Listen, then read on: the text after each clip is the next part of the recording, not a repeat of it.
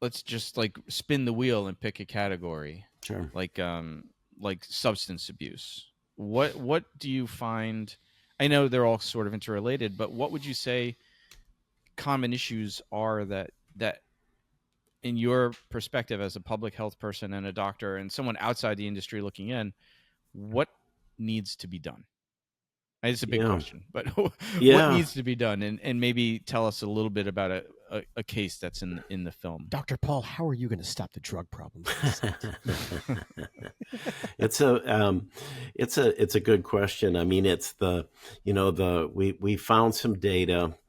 Yeah, and so first of all, on all of these topics, we tried to look for research data that had something to sort of, sink our teeth into a little bit. The data on this topic came from Health and Human Services, a group. The acronym is SAMHSA, and it's substance abuse, something or other.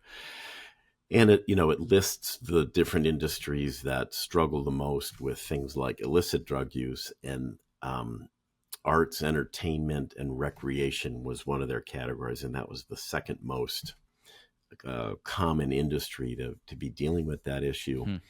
Just sort of anecdotally, the sort of the personal vignette that we used in our film was a guy named Luke Scott, who was a young PA who had an addiction to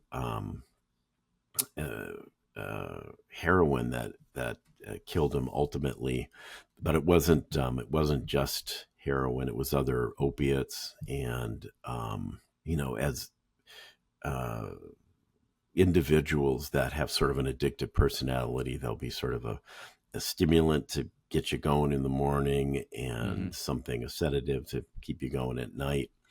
And what amazed me was that he could get what he was looking for right on set. So it tells me that there, to a certain level, it's built into the industry. The challenge about what to do with that is tough, because the argument that his mother makes and others is that there should be a focus on harm reduction, which is really taking the standpoint that we're going to acknowledge that there are people that are using drugs, and we should make things like naloxone available.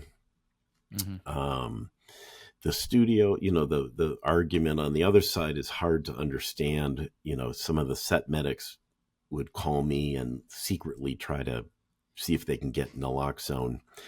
And the implication is, if you are preparing for the possibility of an overdose, if something awful happens, then you're accountable. And so that's part of the dynamic of trying to deal with that problem.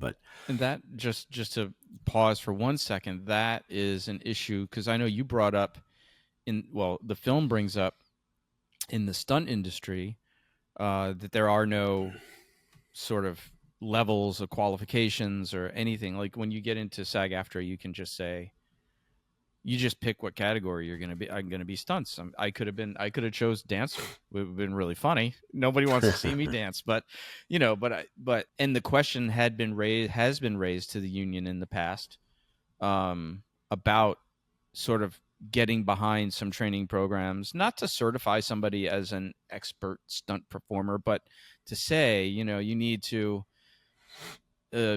take some driving courses, do the OSHA 10, do this, that, the other thing, and stand behind some training programs. And the perspective of the union was always like, that opens us up to liability. So we're just going to stay hands off. Yeah. Which, by the way, they totally backed off on that rationale when it came to the hashtag #MeToo stuff, because now they stand behind and advocate for very specific training programs for the intimacy coordinators, right? Yeah. But they still won't do it for stunt performers or anything like that. Wow, oh, that's interesting. But to your point, yeah, the studio is basically giving you this sort of double speak, right? It's like, well, if you acknowledge that there's a problem, then we're liable. So we don't want to prepare for something that we know exists. You know? Yeah, right, exactly. And so the Luke Scott's mother, who's in our film, her mission is to try to get naloxone, sort of all over the place, and in a set medic's bag, for example.